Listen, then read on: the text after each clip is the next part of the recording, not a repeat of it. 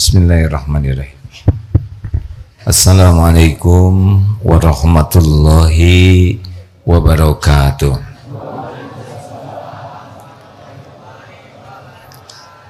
Alhamdulillahi rabbil alamin.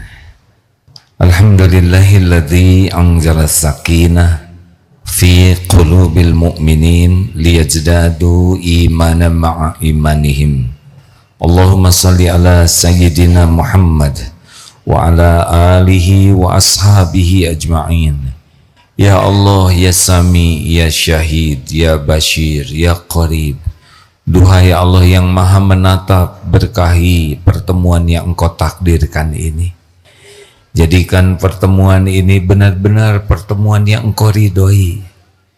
Ya Allah, limpahi kami dengan ilmu yang manfaat, ilmu yang menambah keyakinan kami kepadamu, ilmu yang membersihkan hati kami, ilmu yang berbuah amal soleh yang Engkau ridhoi.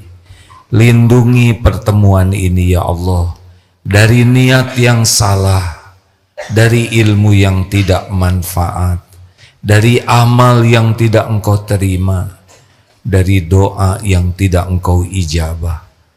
Rabbana taqabbal minna ya Allah, innaka antas samiul alim, wa tub alaina innaka antat tawwabur rahim.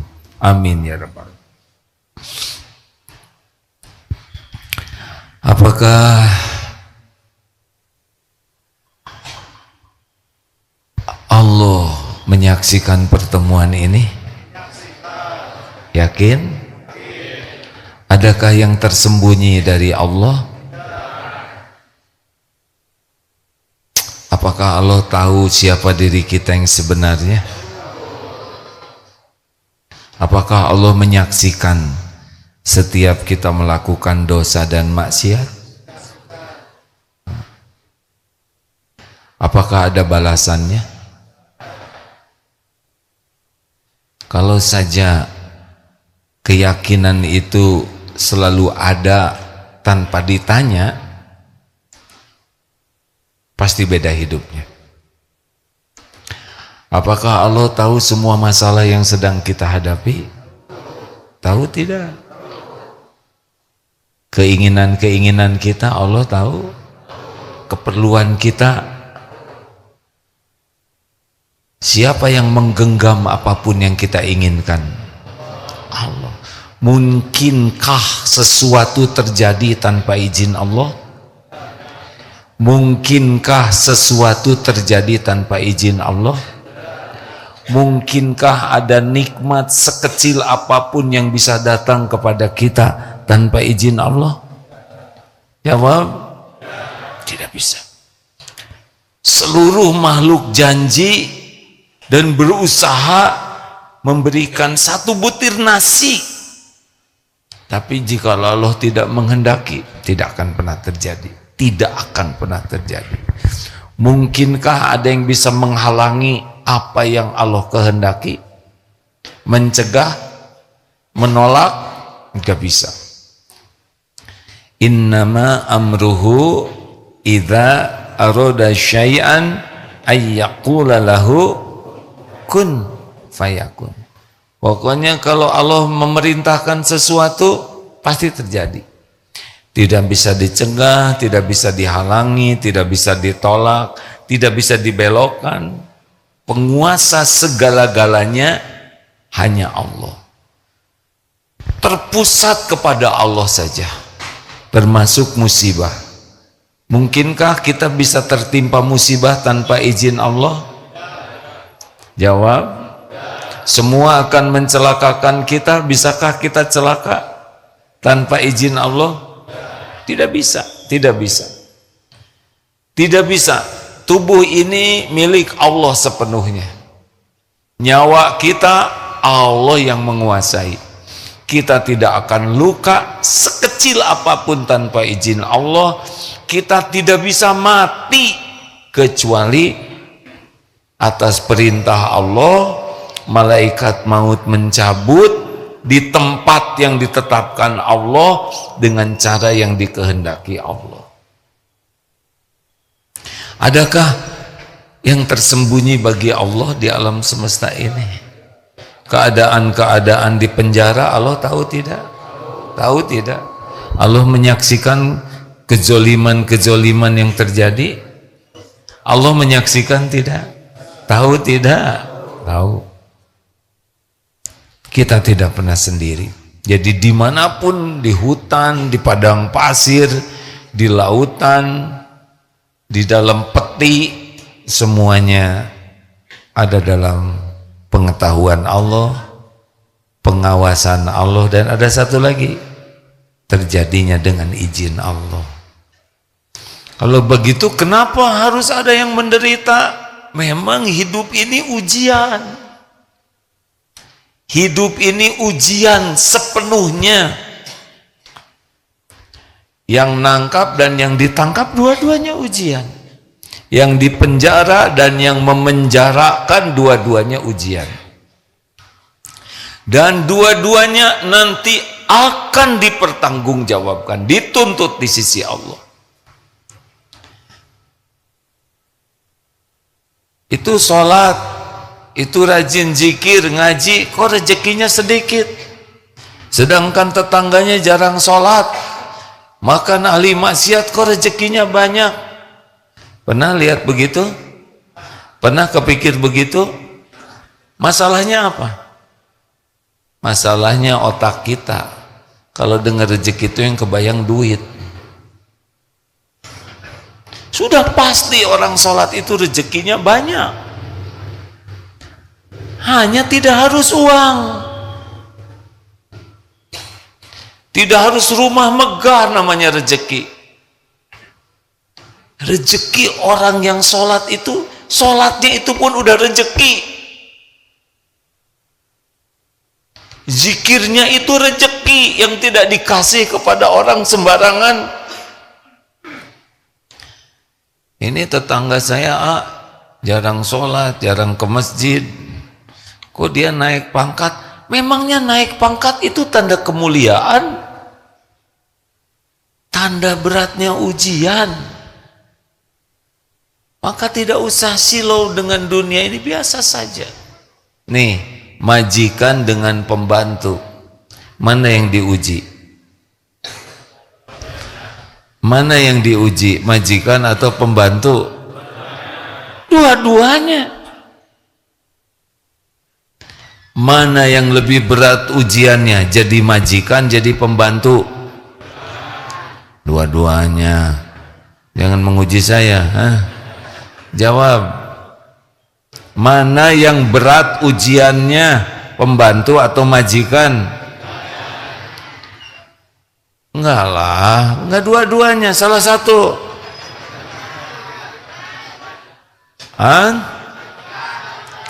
Majikan atau pembantu? Kenapa majikan lebih berat? Karena lebih berpeluang lupa ke Allah. Lebih berpeluang memperturutkan nafsu. Coba ini dua-duanya jengkelin ya. Pembantu menjengkelkan, majikannya menjengkelkan. Mana yang bakal marah? Pembantu atau majikan? Lebih mudah tergelincir memperturutkan nafsu justru yang dikasih kekuasaan. Jadi kalau aduh saya ini diuji jadi pembantu, justru majikannya ujiannya lebih berat. Karena bisa lebih mudah marah, lebih berkuasa, menzolimi, dan dua-duanya majikan dan pembantu, dua-duanya bakal meninggal. Dan dua-duanya bakal dihisab di akhirat nanti. Kalau keyakinannya seperti ini, kita tidak akan ribet dengan harta, kedudukan, jabatan. Kita lebih sibuk mensyukuri aja. Makanya kali ini kita menajamkan yang kemarin. Tebak nih. Jadi ada raja ngasih kuda. Ada yang ketika dikasih kuda Kudanya bagus sekali, indah, bentuknya menawan, sehat. Ketika diberi kuda, begitu bahagianya, senang sekali lihat kuda. Kuda bagus sekali, ngeliling lihat kuda, sibuk motret kuda, posting kuda, sampai lupa kepada pemilik yang ngasih kuda ini. Ini nomor satu nih. Yang pertama, dikasih kuda, fokus ke kuda, lupa kepada yang ngasih kuda. Dua, dikasih kuda, ini kuda bagus, wah ini kuda keren, lalu lihat kepada yang ngasih kuda, raja terima kasih, ini kuda bagus. Ke kudanya senang, ke rajanya berterima kasih. Mana yang lebih baik? Yang pertama, yang kedua?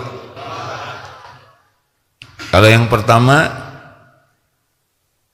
bagus tidak? Siapa yang jawab bagus? Hah? Ya udah, terserah. Yang pertama bagus, jelek adatnya. Jelek, tidak tahu terima kasih.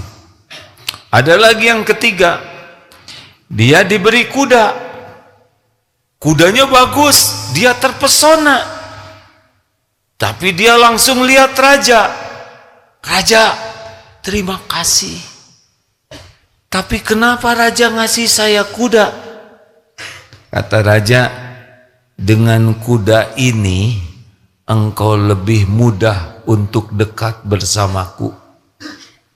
Maka meledaklah kebahagiaannya. Bukan karena bagusnya kuda, bukan karena ini dikasih raja, tapi dengan kuda ini dia bisa jadi dekat dengan raja. Mana yang paling bagus? 1, 2, 3. Mana yang paling bodoh? Tadi saya hampir milih A, B, C, tapi nanti pasti jadi A yang paling bodoh. Nggak enak saya ya. Jelas? Nah, itulah syukur. Sebagian besar orang punya dunia senang sekali, punya sepatu senang, punya HP senang, punya kendaraan senang, senang dengan dunia, lupa bahwa ini milik Allah, dari Allah. Itulah orang yang kufur nikmat. Dia tidak akan menikmati, karena dia akan segera takut kehilangan, takut rusak, dan ingin yang lain. Yang mulai bagus itu yang kedua. Alhamdulillah ya Allah, engkau beri saya rezeki. Dia tahu ini dari Allah, dia senang kepada dunianya, dan dia berterima kasih. Tapi yang paling bagus yang ketiga. Jadi ketika diberi oleh Allah rezeki bentuk apapun, dia senang karena Allah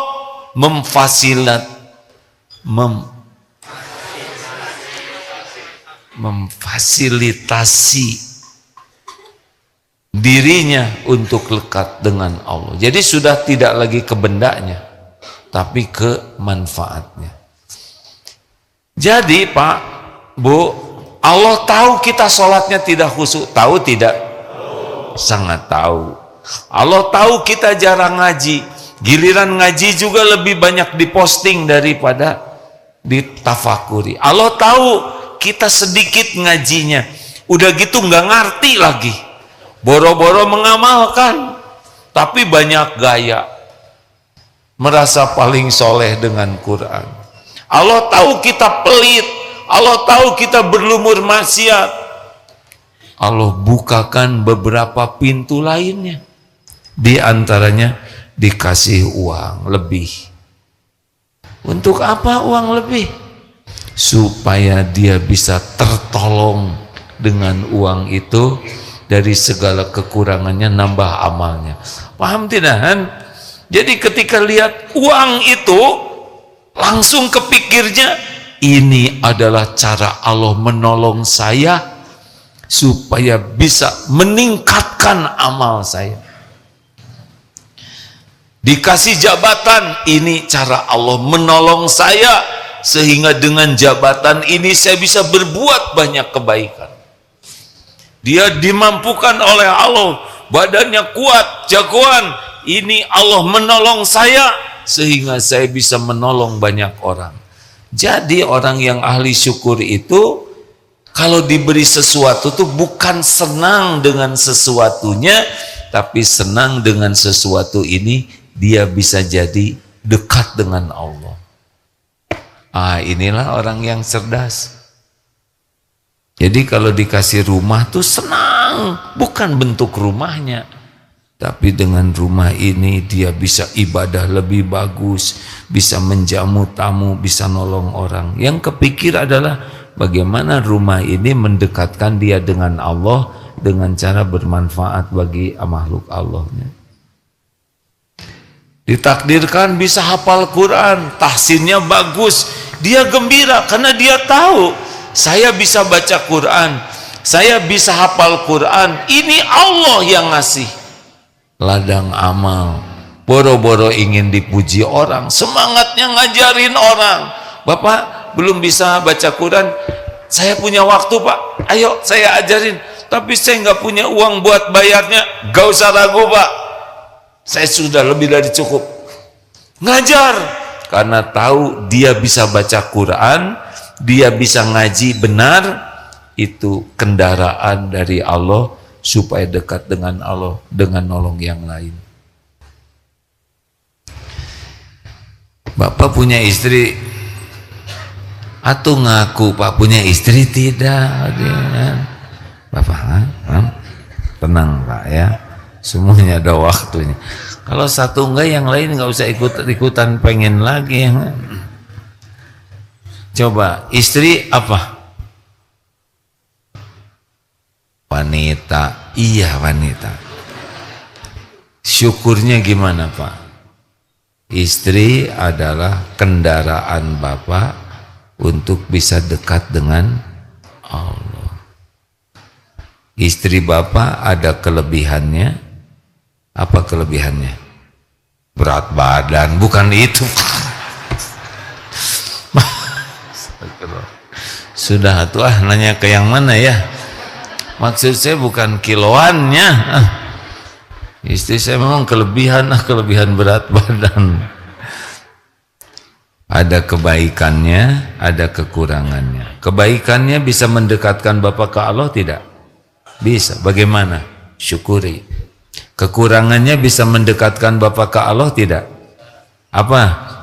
Sabar. Sabar. Jadi istri itu bisa membuat Bapak bahagia, kelebihan dan kekurangannya, karena bisa jadi mendekatkan ke Allah. Ini serius Pak. Karena kalau kita ingin istri yang sempurna, nggak mungkin ada. Kekurangannya juga. Coba tebak nih, sakit. Allah takdirkan kita sakit. Itu kan kendaraan. Kenapa ada yang ditakdirkan sakit? Dia tetap bersyukur ke Allah. Karena dia tahu dengan sakit ini, dosanya berguguran bagai gugurnya daun-daun. Dengan sakit ini, faman rodiya falahu ridho. Allah berkeridho kepada dirinya kalau dia ridho. Dengan sakit ini dia dapat pahala yang tidak terkejar oleh ibadahnya kalau dia sabar. Begitu. Pernah dengar yang asalnya sedih jadi bahagia padahal tidak diapa-apain? Jadi ada yang ibu-ibu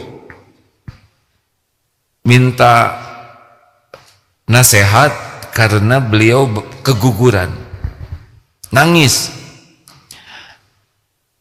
Musibah saya bertubi-tubi, saya ini termasuk yang telat nikah. Siapa yang telat nikah? Tapi saya nggak ngomong gitu dalam hati. Orang lagi sedih langsung digituin, nanti kecewa. Tidak telat, karena waktunya aja itu. Saya nikah sesudah umur kepala 4, sebetulnya mau kepala 4, kepala 5, kepala pundak, lutut kaki semuanya adalah Allah yang ngatur. Tidak ada yang nikahnya telat. Telat itu versi kita. Apa yang Allah tetapkan kejadian pada waktunya. Tahu nggak? Nggak tahu kan, baru cerita ya. Udah gitu saya hamil, keguguran terus. Ternyata udah itu rahim saya diambil, dioperasi karena ada kista atau apalah ya, sehingga saya tidak punya rahim. Saya tidak mungkin jadi seorang ibu. Nangis, nggak usah dipotong kalau lagi curhat nangis tuh ya. Gitu-gitu nggak boleh gitu ya. Kita nggak boleh menggampangkan perasaan orang. Sedih dengar, bayangkan saya disuruh ngebayangin, tapi ya saya bayang-bayanginnya semampu saya. Udah mas saya tambah umur, saya nggak punya rahim, saya nggak mungkin punya anak, saya merasa benar-benar hancur hidup saya. Aduh.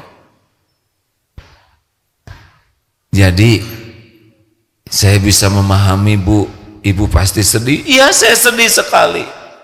Boleh saya nanya sesuatu? Apa? Jantung ibu bagaimana? Normal tidak atau ada kelainan jantung? Alhamdulillah jantung saya normal. Kalau paru-paru mungkin TBC atau enggak, normal alhamdulillah. Mungkin sumsum tulang belakang ada kelainan. Alhamdulillah normal. Atau mungkin ingatan ibu ada daya ingat. Jangan gitu. Alhamdulillah normal. Ginjal normal semua. Alhamdulillah ya untung cuman itu aja. Pulang weh. Sebetulnya agak dibuat dramatis ya ngobrolnya. Ketika diarahkan, tadinya fokusnya hanya kepada rahim, sekarang diarahkan kepada nikmat-nikmat yang dilupakan, tidak disyukuri. Ketika fokus kepada nikmat, maka ternyata penderitaannya jadi lebih kecil. Itu juga syukur. Rumah Bapak besar atau kecil? Gus, rumahnya besar atau kecil? Bah, Tegaduh, Aki, rumahnya besar atau kecil? Menurut saya besar. Besar kecil tahu tidak apa yang menentukan ukuran rumah?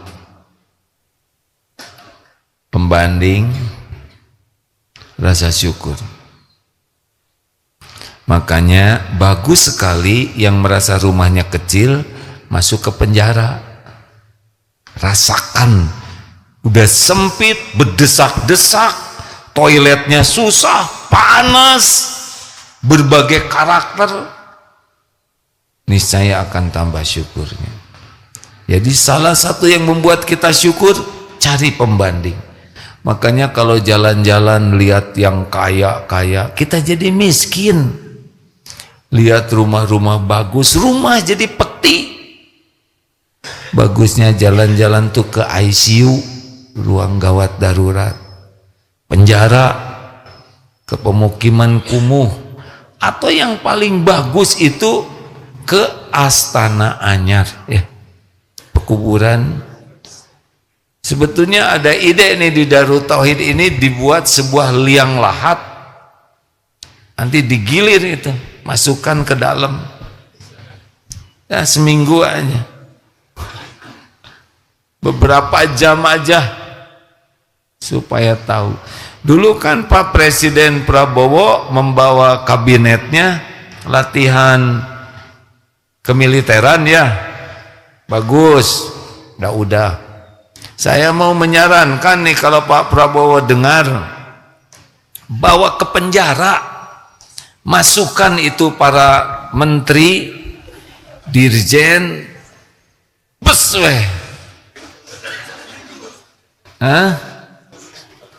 seminggu,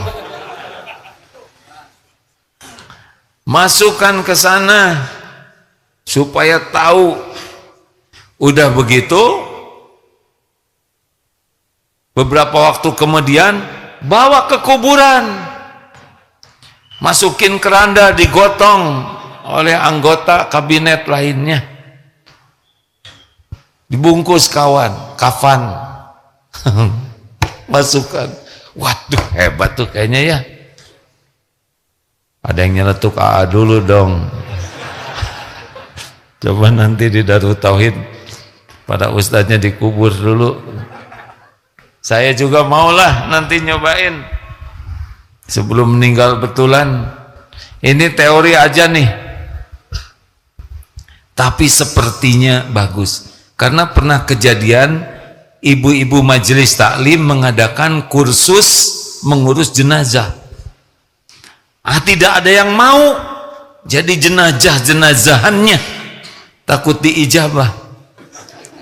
Akibatnya ketua majelis taklim nggak punya pilihan, dibungkus rame-rame. Sesudah itu ini berubah, ketua majelis taklim itu beneran Pak. Sesudah dijadikan jenazah-jenazahan, dibungkus, nangis, dan berubah hidupnya menjadi lebih memikirkan akhirat. Ini membangkitkan rasa syukur, kesempatan hidup, syukur terhadap yang ada. Coba dengan cara seperti itu. Solo bifak itu juga bagus. Pulang dari Solo bifak, lihat kasur kontrakan jadi empuk, padahal sebelumnya enek, sekarang jadi kangen. Kenapa? Karena sudah nyoba tidur di tempat yang susah. Bu, ibu, apa rahasianya enak makan? Yang udah tahu diam, jangan menggagalkan. Apa rahasianya makan selalu enak dan nikmat? Bu,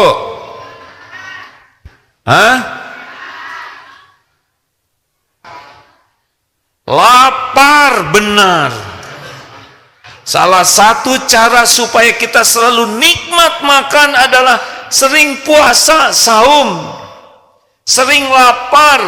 Kalau udah lapar nih, kemis nih ya, dikasih sedikit air saja nikmat, dikasih kurma satu bakul aja nikmat.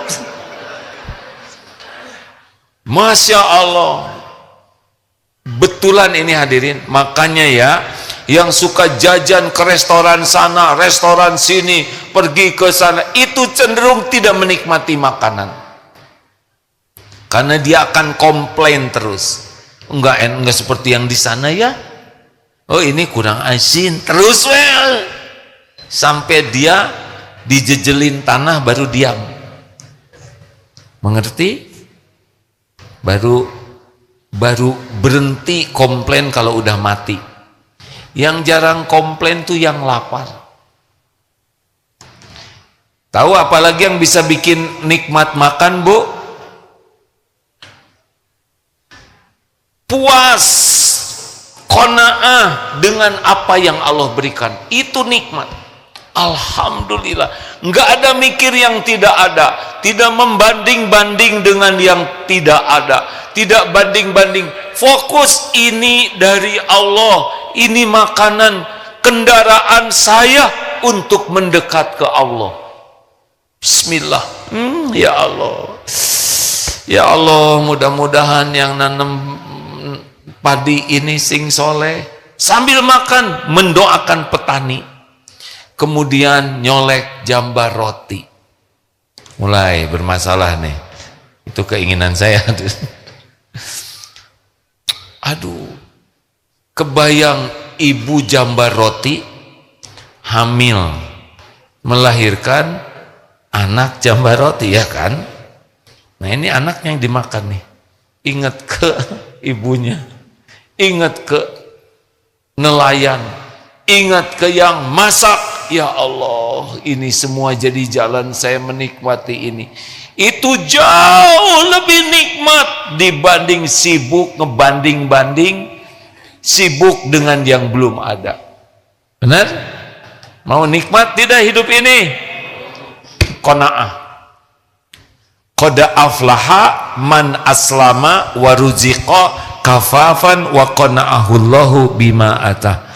Amat sangat beruntung, bahagia orang Islam, cukup rezekinya dan qanaah dengan apa yang Allah berikan, puas. Nah, sudah belajar puas dengan apa yang ada, ya. Ini adalah beberapa hal-hal yang bisa dilakukan meningkatkan rasa syukur. Puas. Bahkan dalam situasi pahit getir juga kita tetap yakin kepahitan ini kendaraan untuk mendekat ke Allah. Tidak usah komplain dengan keadaan seberat apapun, terima. Faman rodiya falahur ridho. Walaupun sangat tidak cocok dengan keinginan, terima. Ya Allah, saya terima ujian ini. Qaddarullah wa ma syaa fa'al. Ini sudah takdirmu, saya terima. Pasti takdir ini adalah yang terbaik menurutmu. Ya Allah, ampuni segala dosa saya yang mengundang kepahitan ini, dan saya bersyukur betapa banyak nikmat lainnya yang Engkau beri. Jangan fokus ke yang sakitnya aja. Alhamdulillah, alhamdulillah. Ingat dokter Asep pernah cerita pasien yang sudah koma tapi ibu bapaknya bersyukur terus. Anaknya koma tapi bersyukur karena masih nafas. Jadi bukan tidak sadarnya yang jadi fokus pikiran, tapi nafasnya masih ada nyawa. Lalu bersyukur masih ada rumah sakit yang buka. Bersyukur ada dokter yang mau merawat. Bersyukur ada ruang operasinya. Bersyukur ada peralatannya. Jadi bukan fokus kepada anaknya yang lagi koma, tapi fokus kepada nikmat-nikmat Allah lainnya. Tahu Pak yang terjadi apa? Allah tahu tidak si bapak ini alhamdulillah terus? Tahu tidak? Allah mendengar tidak? Allah tahu bapak ini fokus kepada karunia Allah. La in syakartum la azidannakum. Kata dokter Asep, ini anak ini kans untuk selamatnya setengah. Jadi besar kemungkinan tidak tertolong. Tapi sekarang sudah sekolah lagi. Allah mengetahui ibu bapak ini ahli syukur. Jadi dalam kepahitan sesulit apapun pasti ada hikmah. Jangan sampai fokus kepada kepahitannya, kepada yang tidak cocoknya, kepada yang tidak sesuai harapan, tapi lihat nikmat-nikmat lain. Sakit gigi, jangan hanya ke gigi aja, bibir, lidah, lak-lakan, tembolok, nggak ada itu ayam, hidung, mata, semua sehat, cuma gigi satu, gigi ini sabar, tapi yang sehat, syukuri. Masih ada rumah, masih ada keluarga, masih ada tempat bersahabat, masih ada waktu luang. Oh, fabi ayyi ala'i rabbikuma tukadziban.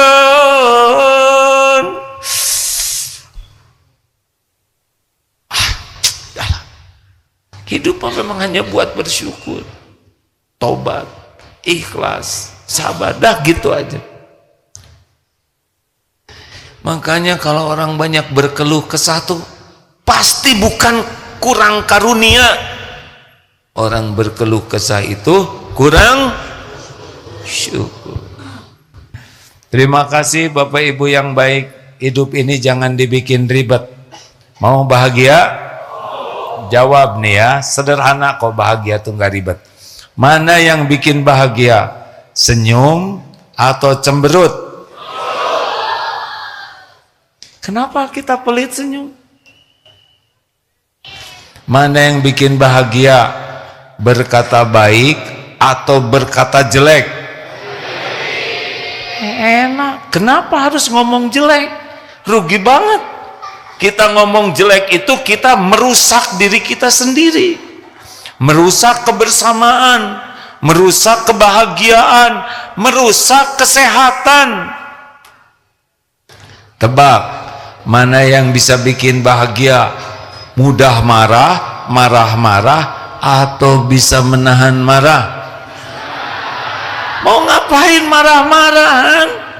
Mau ngapain kita hancurkan diri kita, kita rusak diri kita, kita turunkan martabat kita dibenci oleh orang-orang, kita habiskan pahala membayar orang yang kita sakiti, kita angkut dosa orang gara-gara kita sakiti.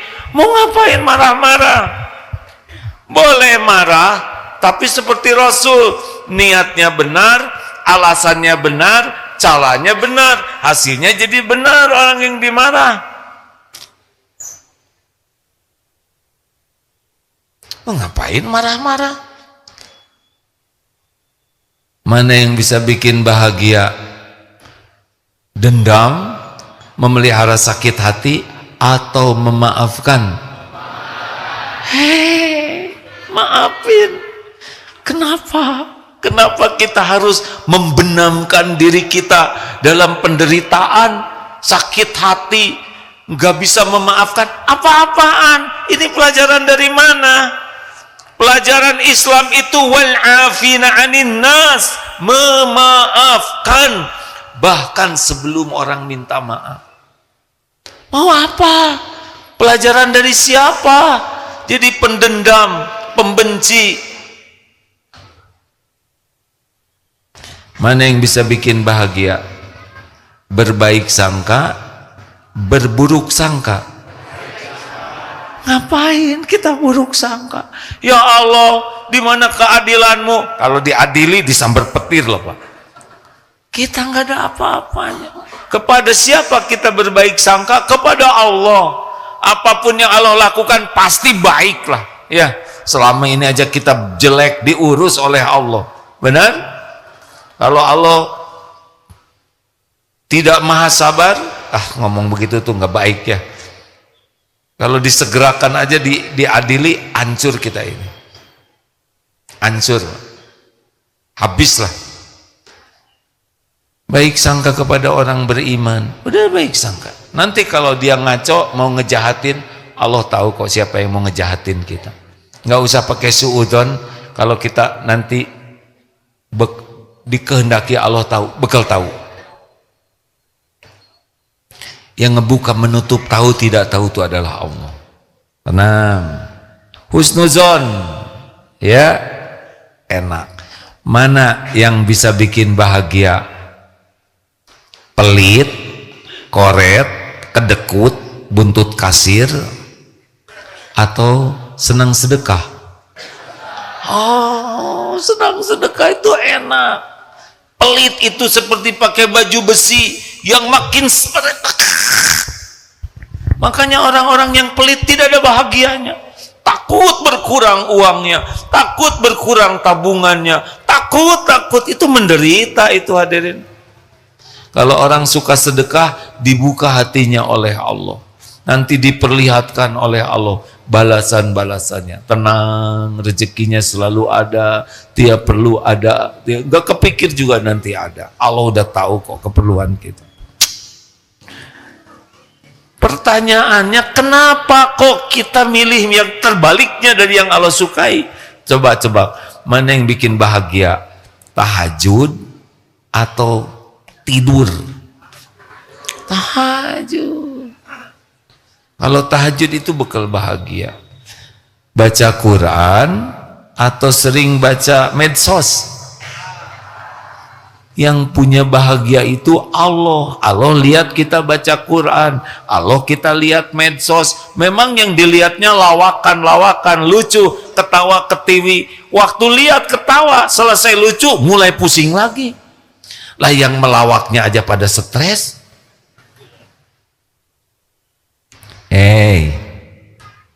Baca Quran dengan ikhlas. zikir. Daripada segala dipikirin, mending mikir dikit, zikir. Enak hadirin. Bahagia itu tidak ribet. Bahagia itu ada pada amal soleh. Niatnya lillahi ta'ala, yang dilakukannya benar, udah gitu aja. Kenapa kita selama ini susah? Karena kita dua hal. Satu, belum paham ilmunya karena nggak mau belajar. Yang kedua, kita kalah oleh nafsu. Nafsu tuh maunya sebaliknya dari yang Allah sukai. Nafsu maunya pelit, marah-marah, ngomongin orang, cemedut, kerek. Ayolah, hidup ini untuk kita nikmati, dan nikmat itu hanya ada pada amal soleh. Koruptor kira-kira bahagia tidak? Pasti tidak bahagia. Orang yang tukang selingkuh bahagia tidak? Para pezina bahagia tidak? Orang yang banyak ngomong, ngomel, segala diceritain bahagia tidak?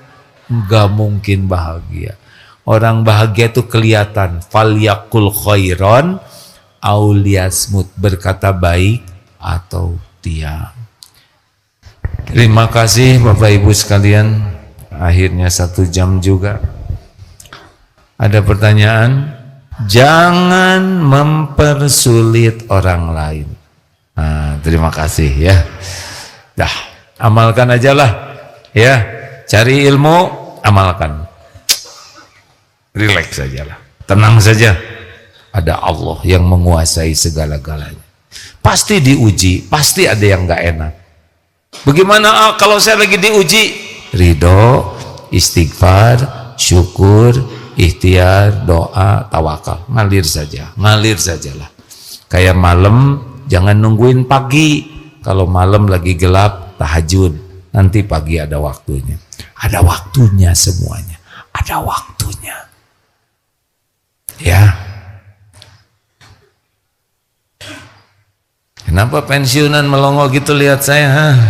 Sama-sama pensiunan ya. Saya juga pensiun kalau 56 berarti sudah 7 tahun yang lalu. Tapi nggak jelas saya pensiunnya kapan. Sepanjang ada umur kita belum pensiun untuk berbuat kebaikan, betul? Pensiun hanya masalah dunia bagi kita. Pensiun itu kalau sudah akhir hayat. Allahumma salli ala Sayyidina Muhammad wa ala alihi wa ashabihi ajma'in. Alhamdulillahi rabbil alamin. Ya Allah, Allahumma a'inna ala zikrika wa syukrika wa husni ibadatik. Ya Allah, wahai Allah, tolonglah kami. Jadikan kami menjadi hamba yang selalu ingat padamu. Dimanapun, kapanpun, hanya Engkau yang kami ingat. Jadikan lisan ini selalu basah menyebut namamu. Jadikan akal pikiran kami selalu takjub kepadamu. Golongkan kami menjadi orang yang hakul yakin padamu. Setiap saat merasa Engkau menatap kami, Engkau mendengarkan kami. Jangan biarkan ada sandaran dalam hidup ini selain hanya bersandar padamu. Jangan biarkan kami memelas, menghibah, memohon kecuali hanya padamu ya Allah. Ya Allah, jangan biarkan kami mengetuk pintu selain pintu ridho-Mu. Bersihkan hati kami dari berharap kepada siapapun selain berharap hanya padamu. Allahumma ja'alna minal mutawakkilin. Jadikan kami menjadi ahli tawakal. Allahumma ja'alna minal muttaqin. Kami mohon kepadamu, jadikan kami menjadi ahli takwa. Allahumma ja'alna minal muhsinin. Jadikan kami ya Allah ahli kebaikan. Ya Allah, jadikan kami menjadi Allahumma ja'alna minal mukhlasin, orang yang ikhlas. Ya Allah, jadikan sisa umur ini umur yang berkah. Berikan kepada kami nikmatnya ibadah, khusyuknya sholat, lezatnya bersama Al-Quranmu. Jadikan kami menjadi hamba yang benar-benar ringan bersedekah. Ya Allah, mudahkan kami berbuat kebaikan. Jadikan kami contoh kebaikan ya Allah, bukti indahnya agamamu. Allahumma inna nas'aluka fi'lal khairat wa tarkal munkarat. Mudahkan bagi kami berbuat kebaikan-kebaikan, dan cegahlah kami ya Allah, dan mudahkan bagi kami meninggalkan kemungkaran-kemungkaran. Ya Allah, jadikan sisa umur ini istiqomah, jadikan akhir hayat kami husnul khatimah, wa na'udzubika min su'il khatimah. Allahumma a'izzal Islam wal muslimin, Allahumma ansur ikhwanana fi Filastin, Allahumma inna nas'aluka ridhaka wal jannah wa na'udzubika min sakhatika wan nar. Rabbana atina fid dunya hasanah wa fil akhirati hasanah wa qina adzaban nar. Subhana rabbika rabbil izzati amma yasifun, wassalamun alal mursalin walhamdulillah.